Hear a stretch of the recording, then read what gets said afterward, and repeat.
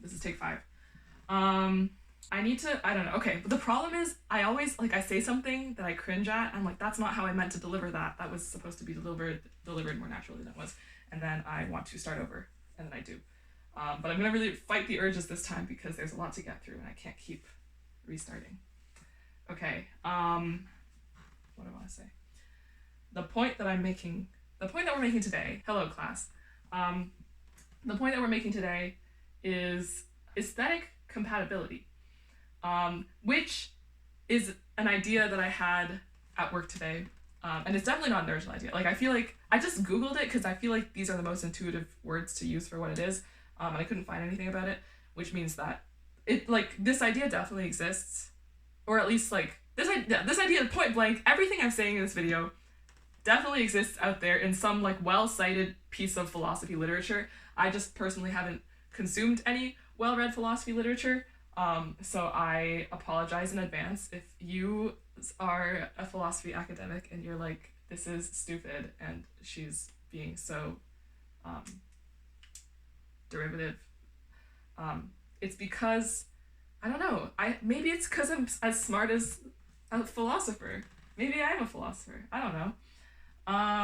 Okay, that's disclaimer number 1, and the disclaimer number 2, which I've been making in all my takes, is that this is not an authentic, I'm trying really hard, but this is not an authentic portrayal of me, and there will be things that I say that are like a little bit off from the way that I am in the real world, or like the way that I want to be in the real world, and that is because I don't know how to exist in front of a camera, because I don't know, I get weird, like when there's a camera pointed at me, I get weird, and so that is the second disclaimer. Yeah, I don't know. We're just gonna roll right along. Okay. Yes. Aesthetic compatibility. So, I guess the main idea behind this.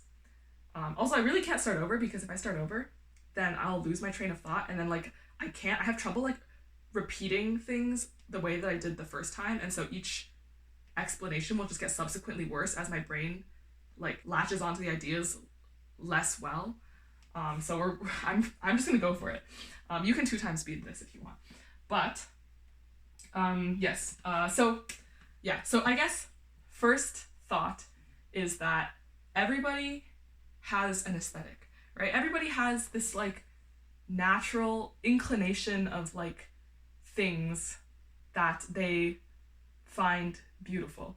And this doesn't necessarily have to be visual. A lot of it is like visually. I mean, when you think of aesthetic, you think of like, I don't know, beautiful things, right? And a lot of that is like visually based, right? Like I cut my hair like this because I thought it looked nice. Actually, I don't know. I think it looks nice. I actually do. I like my haircut. But like, like visual things, right? So like the way that I dress, right? It kind of curates a certain vibe. And I'm kind of in curating the way that I exist in the world, I am sort of telling the world that, like, I'm admitting to what I find beautiful, right? I think that's what it is when you are aesthetically aligned, and you dress a certain way, then you're admitting to the world that this is what you find beautiful. And it's complicated. Like, I'm not saying that, like, this is the most beautiful I feel like I could dress for myself. It's like, I'm arranging my life. Like, beauty to me, like a life lived beautifully to me includes dressing like this, right? Which also means, like, I don't know, like, I feel like it's not just about, I don't know, I'm making the example of like physical appearance, but it's also just like the way that you exist in the world, right? The way that you exist in the world, and the things that you do with your life, right? I think that, like, I guess the place I'm trying to go with this, like the way I'm trying to funnel this, is that, like, aesthetic value is very blurry. Like the line between aesthetic value and ethical value is very, very blurry, right? And this is like, I'm positive I've read this before, like some probably really famous old philosopher person probably said it. But like, to like, you start with like, oh, like you styled your hair like this because it looks good, or you dress like this because it looks good, and then you go into like, oh, and you're like doing all these things because you feel like they're beautiful, right? Like you take pictures like this because you think it's beautiful to take pictures like this, or you consume this art because you think it's beautiful to consume this art. And then I feel like it's really easy to go from that to like, these are the lifestyle choices that you make because you think they're beautiful, right? And I don't think there's a clear line between these are the lifestyle choices that you make because you think they're good. Because I think that the way that you like orient yourself towards beauty is kind of just like, it's also just the ways that you choose to spend your time, which is also just the way that you live your life. And then all of a sudden we're talking about like moral decision making. I don't know, there is a difference, but I guess what I'm saying is that they're very closely intertwined. And in that vein, I feel like you can tell a lot about a person's morals on a very intuitive level from their aesthetics, right? And I don't have good examples off the top of my head, but you know, like this phenomenon where like friend groups kind of have the same vibe to them, you know? And I think I used to think that this was because people made friends with people who look like them because they're shallow, or like people who just like join the same subcultures because they're shallow and they don't like see people for who they really are and they just kind of like conform. But I think that like being like aesthetically shallow is actually doing a lot of profound work, because the reason that you subscribe to that aesthetic in the first place is because you live up to a lot of its values, and that's not a new idea at all, right? Like I feel like that's pretty well accepted among, you know, any kind of subculture, right? Like you dress a certain way, it does actually imply that you know, subscribe to a certain set of values.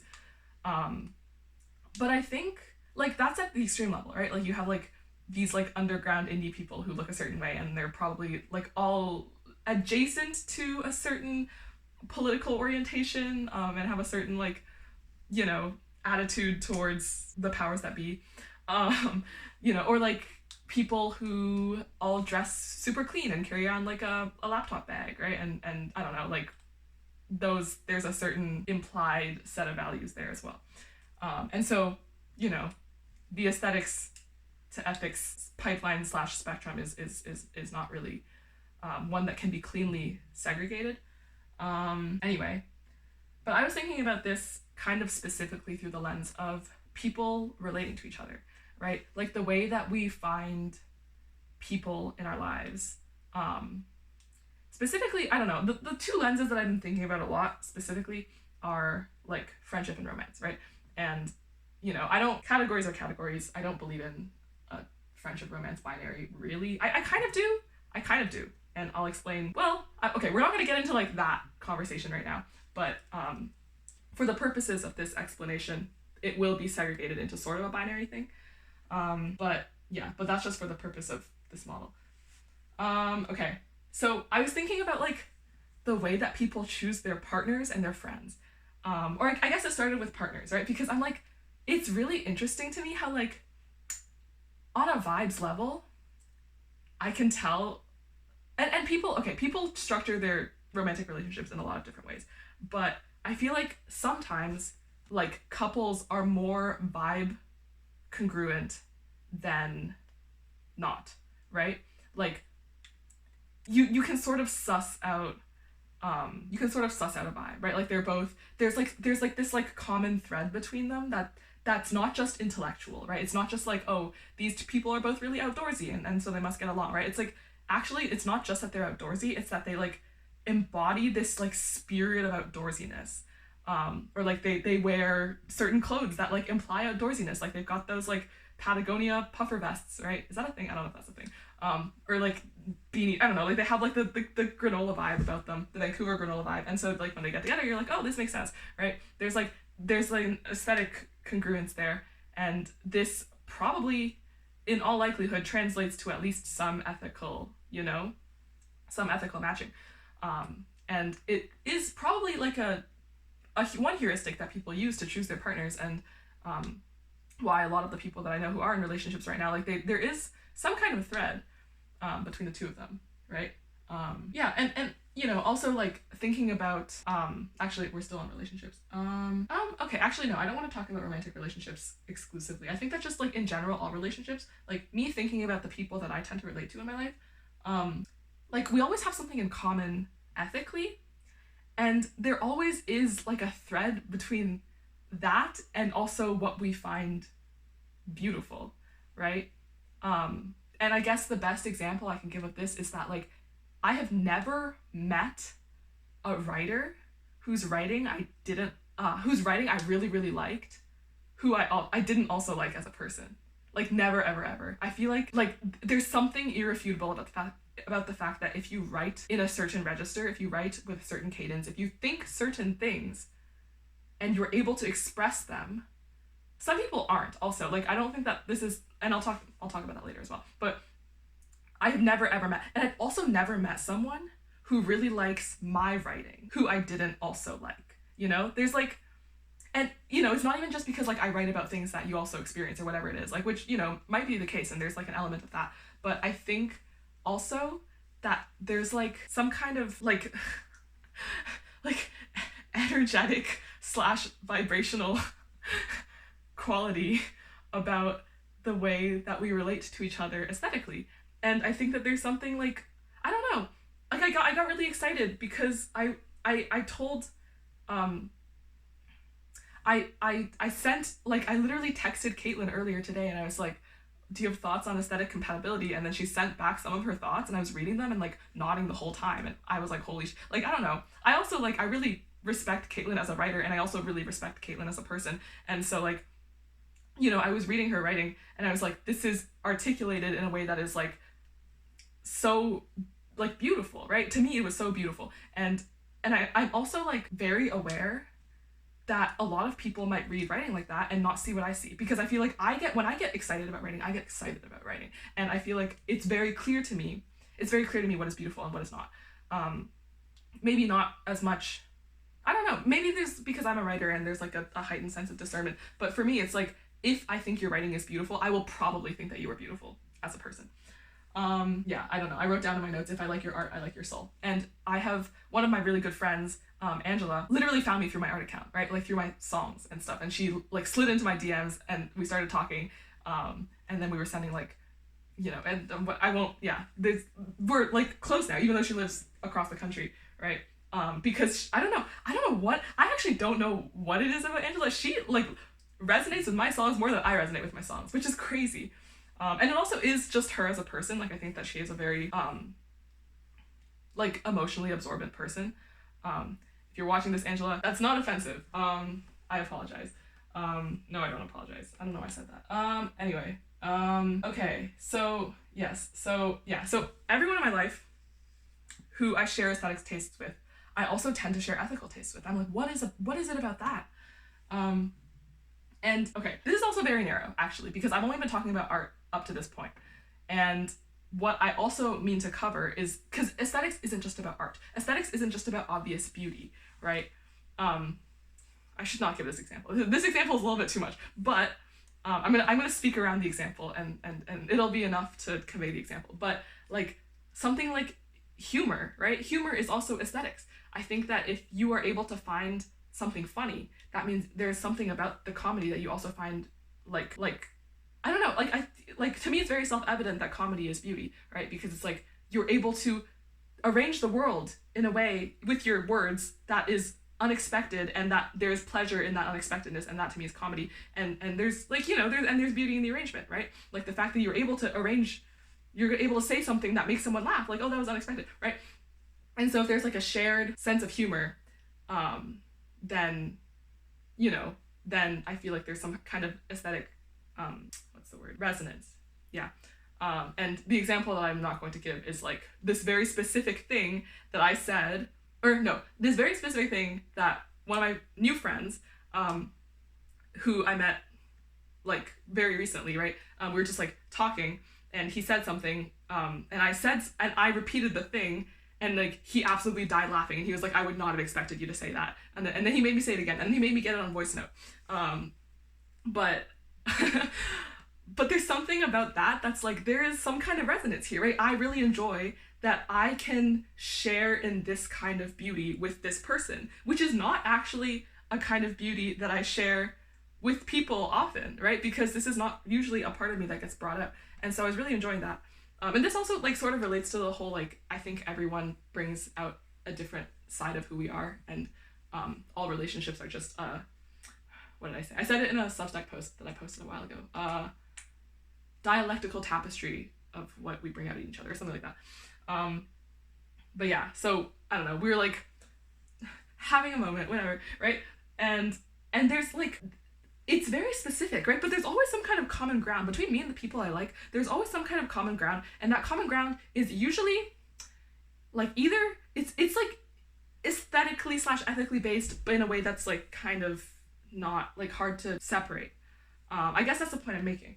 And then we're gonna move on to I've written I can only get along with you if we find beauty in the same things, if I can intuit your brain by what you find beautiful, right? And what I mean by that, if I can intuit your brain by what you find beautiful, is if you share the same aesthetic / ethical values, then at some point you kind of just start intuiting the way that they think, because it's also how you think, and you have this like, I don't know, I think that's how bonding happens, right? Like you learn how to empathize with them reliably, right? When you first meet someone, you kind of have to assume like the lowest common denominator of familiarity and be like, okay, like you can only assume that this person knows and reacts to and whatever what everyone else in your like culture or society knows, reacts to, whatever. But the more you get to know them, the more you're like, oh, actually I can assume this of you also. I can assume this of you also. I can make a joke knowing you'll laugh, right? I love making jokes knowing people will laugh, but also like the kinds of jokes that I make around different people are a little bit different, right? And they're all like facets of who I am, right? I'm not gonna make a joke that I like wouldn't make just because someone thinks it's funny, but the joke that I make is representative of what me and the person I'm joking at have in common aesthetically. And isn't that like, I don't know, there's something that's so like, I don't know, I really enjoy that. I really enjoy the like diversity of humor that I have in my friends, and also by extension the diversity of aesthetic appreciation that I can have for each of my friends. Yeah, and so there's like this assumption, and I have this one friend whose name is Julian, and I talk about Julian a lot. I don't know, I kind of like, because me and Julian, every time we talk for like 12 hours straight, and this has happened on multiple occasions, right? Like 6-hour hangout, 9-hour hangout, 12-hour hangout, right? Like it just doesn't stop. And there's something so, and we've talked about this too, like we've talked about this like this, we've like done the meta conversation about this, and like how there's something about how we don't have to set any like principled groundwork, right? Because there's some, like we bring out something in each other that's the same thing. And so when we're talking, and we're usually talking about like psychology or like philosophy, or like not philosophy, like academic philosophy, but like life philosophy, you know? Which is like all things that are very much within my wheelhouse, right? And we're talking about these things, and I feel like there's like moments when we're talking where we literally just share the same brain, and we're like saying things, but it's like one brain like ruminate. I don't know, I told someone this, I was like, I talked to Julian to learn more about myself, because I feel like the things that we end up talking about always are so, like we have the same intuition, we have the same like ethical assumptions, right, about what is good and what is bad, and so we don't have to justify ourselves ever. Like whenever I say something, I always know it's going to be taken, like obviously not 100% of the time, but enough of the time that I don't have to like hedge around it, you know? I don't have to be like, okay, I know you're gonna take it this way, but I'm gonna say it this way, right? Like I can just say shit and I know that he'll get it, and there's something like mind-blowing, incredible about that. So like with me and Julian, like there's such a strong intuition about certain things that like it feels like we're like merging intellectually, and it's crazy. It's like a crazy experience. So I don't know, like there's something about that that's like we share a lot of ethical values, and we also to some extent share a lot of aesthetic values by extension, because it's like if we find similar things good, then we also must find similar things beautiful, right? Which also isn't to say that we find, like our aesthetics are not the same. I have this whole like artist thing going on, which he doesn't really, right?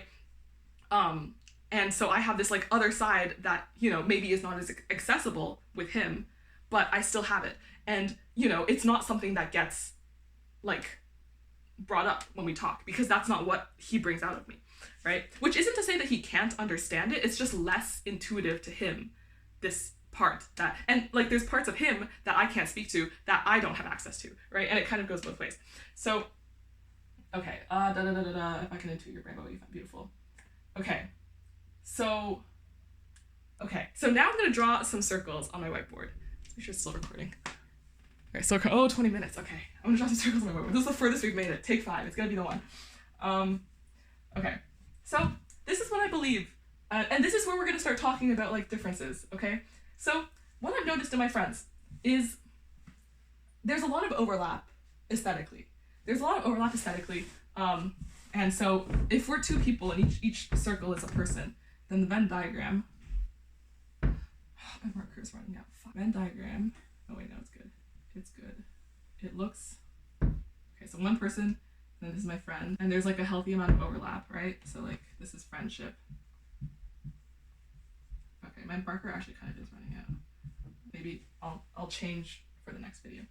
Okay, this is friendship, and most of friendship, at least this is also in my experience, I might change my mind tomorrow about this. Feel free to like discuss amongst yourselves. But most of friendship happens here, right? In this, oh my god. Please, okay. Most friendship happens here in this like middle area, right? You talk about like, you know, the things you have in common, and you want to feel good with your friends and you want to like connect with them. And so you spend a lot of time here. And when you're spending time here, you can also sort of see past your friends into this. Okay, I'm only going to draw one. Like, if the model is, well, maybe we can do two. Let's do two. This is like a very, I'm not sure how watertight this model actually is, like this visual in representing my ideas, but I'm hoping it's good enough to get what I'm trying to say across. Okay, so this dotted line, okay, so this solid line, I call inhabited beauty, okay? Which means like you just know it. You have the intuition for it. It's beauty that you understand. But when you're in a like relationship with someone, if you're like friends with someone, in spending a lot of time with them, you can also sort of like see past it a little bit, right? And this dotted line represents the beauty that becomes observable by being friends with someone, right? You like sort of, you're like, oh, like I didn't know that you found that beautiful, right? Like, I don't know, like one time, I'm just like laundry listing all of my friends, but I have this other friend, and I went to see a play with him, and he came out, and we were like, and he was like, it was like a play festival, and then one of the plays in the middle, he was like freaking out about, and I was like, that play was kind of mid, and then we sat down in like a shawarma shop, and I made him explain it to me. I was like, what did you see in that play? I thought that play was mid, and he explained it to me. I was like, oh, holy shit, if I'd seen the play that way, I would have found it like amazing as also, right? And so by being friends with people, this is like a very crude example, but I think this happens like a lot more softly over time. I don't know, I think that I've been able to like, my horizons of beauty have been expanded because of my friendships. And I think that in itself is a really beautiful thing, right? So this dotted line, observable beauty, right? By being friends with someone, you're able to see, like this person is able to see to this horizon of what beautiful is, and this person is able to see what this to this horizon of what beautiful is. Okay, and then my third thing, which probably will make more sense in the second Venn diagram I'm going to draw, is this little arrow. These arrows. And this arrow is attraction. So my hot take, and this is kind of out there, and I feel like there are ways you can refute this, but this is what I'm thinking about right now. My hot take, the arrow of attraction is the distance between your own inhabited beauty and the beauty that you can see about others but you don't inhabit. And when you see the beauty, you're like, oh, you're so beautiful, right? Like, I want to get closer to you. There's something about you that's like unique and that I don't have in myself, right? Because all of this you have in yourself. That's why you get along so well. But there's a bit that's like, wow, this person is so special to me because they have this quality that like I feel like is just so unique and so rare, and I'm endeared to it because I don't have it, right? This is attraction. Okay. Well, you know, attraction in friendships, it's like, you know, people call it platonic attraction, but I don't know. I don't find that there's a massive use in distinguishing, right? And that's what I'm saying. It's like, this is just like, I'm gonna draw two things, but that doesn't mean there's two categories of relating. It's just two, you know, versions of essentially the same model, which again, up for contestation. Okay, I'm gonna draw the second one now. So the second one is romance, right? And I don't know, I have no basis for the next thing I'm gonna say, but I have always found, actually I do, it kind of works with the model, but you have to like, bear with me, okay? So I have always found, with people I'm attracted to, there's also always less shared beauty. I don't know why. I don't know if this applies to anyone else, okay? I have no idea if this applies to anyone else, but this has just been like, in my experience, the people that I have liked, it's always been more like, okay, so this is one person, and this is the other person, okay? It's always been more like this, right? And then you like, this is like maybe the middle ground, but it's not really where you want to be, right? And we have, okay, the thing that I find is so strange in romantic relationships, you're like so close all the time, and you're like getting to know this person on such an intimate level, and then you have this, wait, I kind of drew this.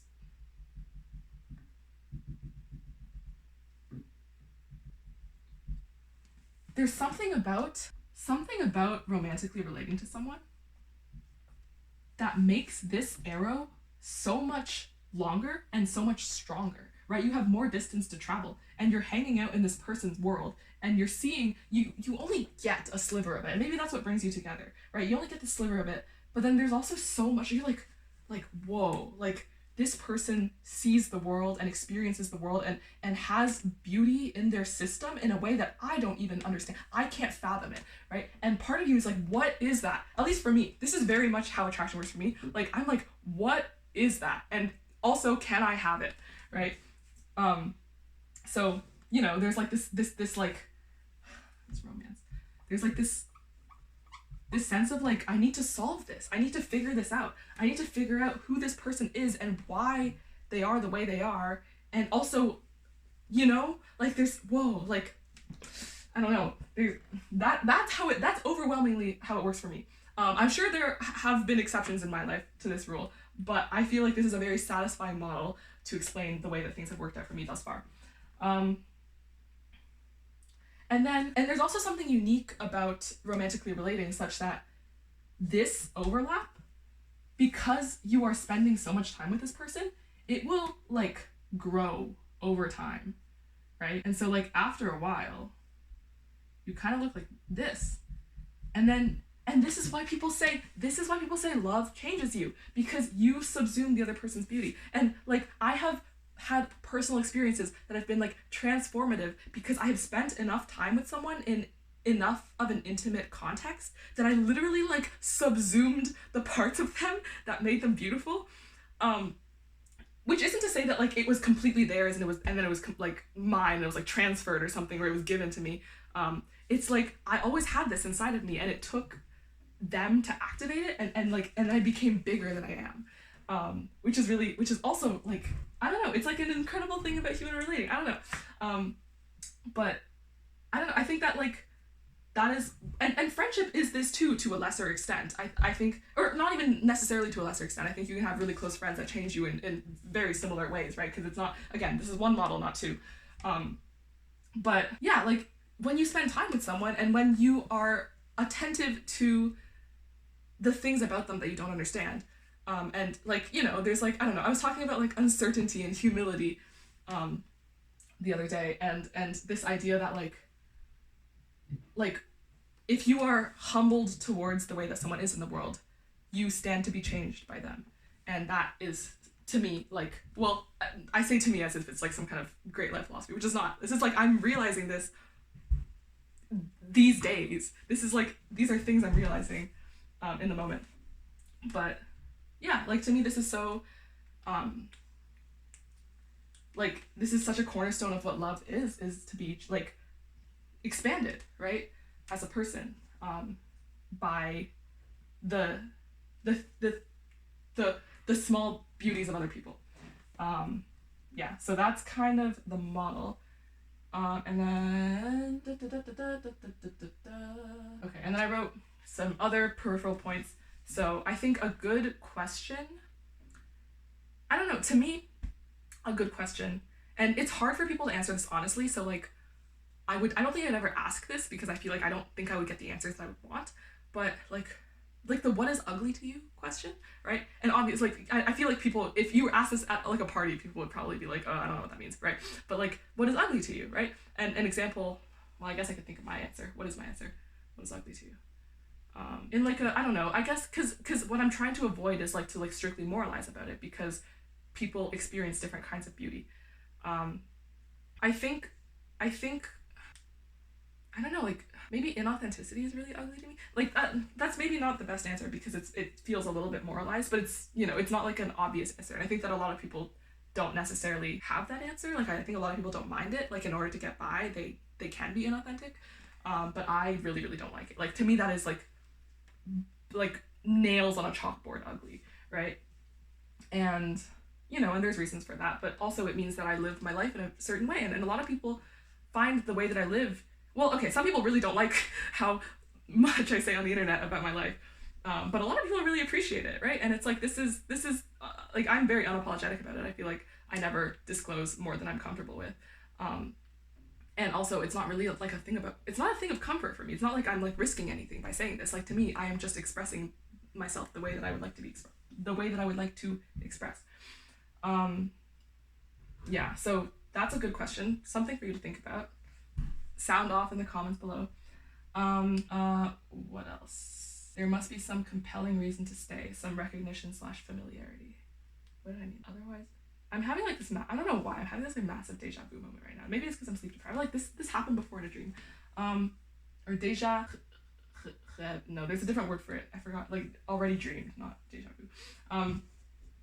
Oh, yes, the idea that like if you don't understand someone's beauty, then you can only see it from the outside and you can only perceive it the way that an outsider would perceive it, right? And you can only sort of like objectify the beauty in like a very, I don't know, like it's not, I say objectify and that kind of has a weird connotation to it, but I mean like in the sense that you can only see its outline and you can only regard it as its outline. So, you know, someone who doesn't intuit the beauty of my writing, for example, or like vulnerability or authenticity or whatever, the same way that I do, reads my writing and is like, oh, like from a very distant and detached way, they can be like, oh, like that's writing and it's vulnerable, you know? And it's like, it's very like, and there might be like some kind of like romanticization of it.